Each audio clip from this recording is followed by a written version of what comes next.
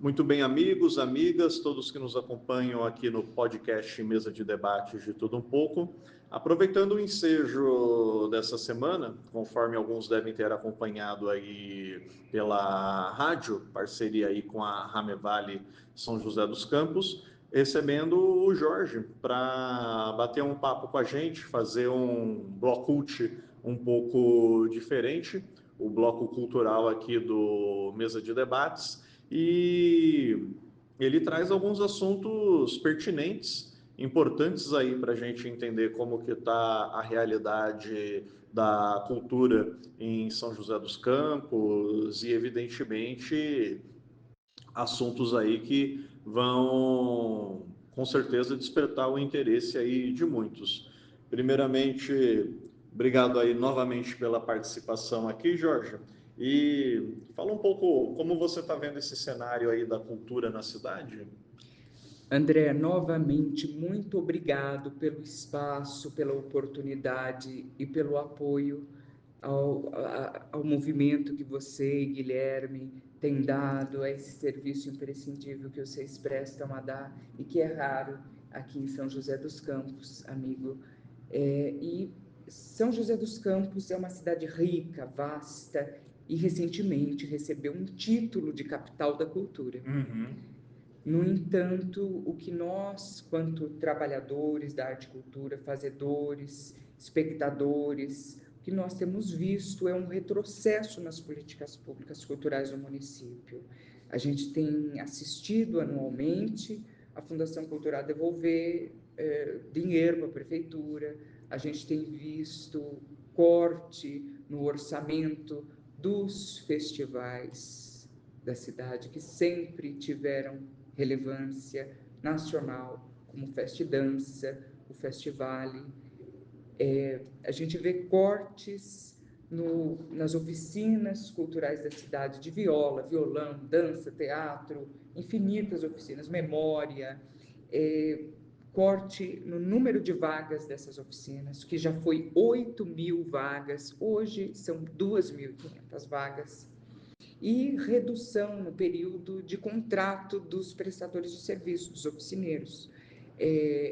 Essa redução no período do contrato chegou aos oficineiros esse ano. E os oficineiros estão indignados, assim, com um sentimento de insegurança, porque eles são artistas, a quem que eles prestam serviço, né? Dentro É do o município. emprego deles, É né? o trabalho deles.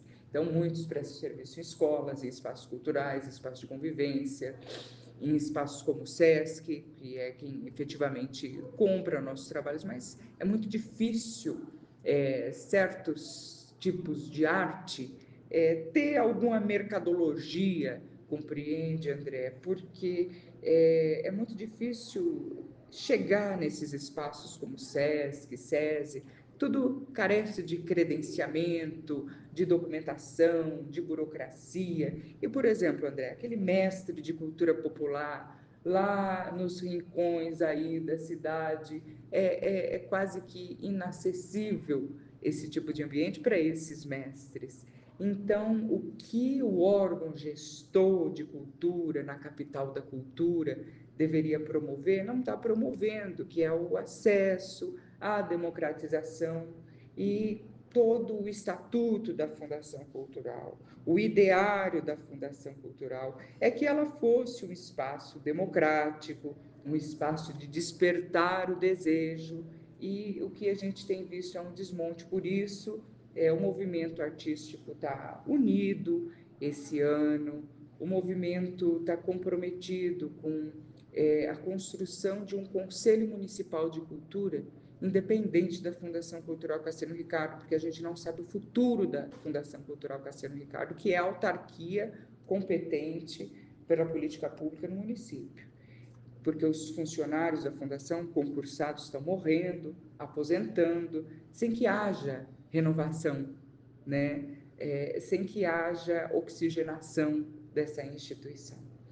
E, atualmente, a presente diretoria é a que mais tempo ficou no cargo desde o início da história da Fundação Cultural Cassiano Ricardo, que a diretoria tinha um mandato de 2 anos renovável por mais 2 anos, reconduzível por mais 2 anos.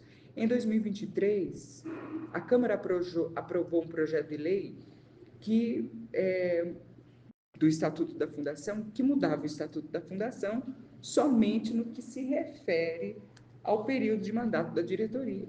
Então, essa diretoria está aí há 6 anos.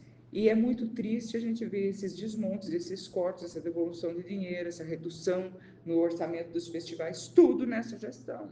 Para a gente é muito triste. Você falou da fundação estar devolvendo o dinheiro com tantas possibilidades, tantas coisas que poderiam estar sendo feitas e simplesmente devolve o dinheiro, não se tem uma discussão do que pode ser aplicado, Justamente. inovações, né? Justamente, além de não ter discussões, não tem nem transparência, porque, principalmente a partir desse ano de 2025, do século 21, o que acontece é o seguinte, que além de não ter transparência, todo requerimento de informação na Câmara é barrado pela situação.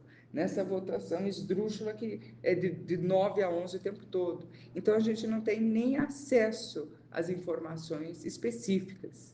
Então, é muito triste, a gente se sente roubado do direito de trabalhar, roubado do direito de acesso à cultura, e a gente não pode ficar parado. Então, eu peço ao apoio dos seus ouvintes para que se unam conosco a essa luta.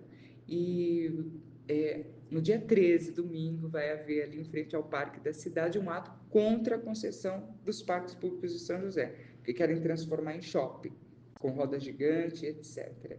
E nós não queremos isso, nós queremos um investimento público. Nossa cidade é riquíssima, né, André? Aí, nesse caso, até aproveitando o ensejo do convite para esse evento, né, também para as pessoas conhecerem vocês e conhecerem um pouco melhor do projeto e dessa luta, né? Seja no que diz respeito à defesa dos parques, quanto da cultura de modo geral, né? Aí podem ficar à vontade para falar com vocês lá, né? Pode sim, André. E o nosso Instagram é Fórum de Cultura São José dos Campos. Perfeito. Fórum de Cultura São José dos Campos, além, claro, dos outros aí que falam sobre a questão do Parque do Povo, né? Tudo envolvido aí para alavancar essas discussões, né? Maravilha. Algo mais aí para falar para a população, Jorge? Obrigado pelo espaço, viu, André? A gente vê em São José dos Campos uma série de desmontes. Não é só na cultura, é na saúde, é na educação. O que a gente vê acontecendo com os CAPs é muito triste.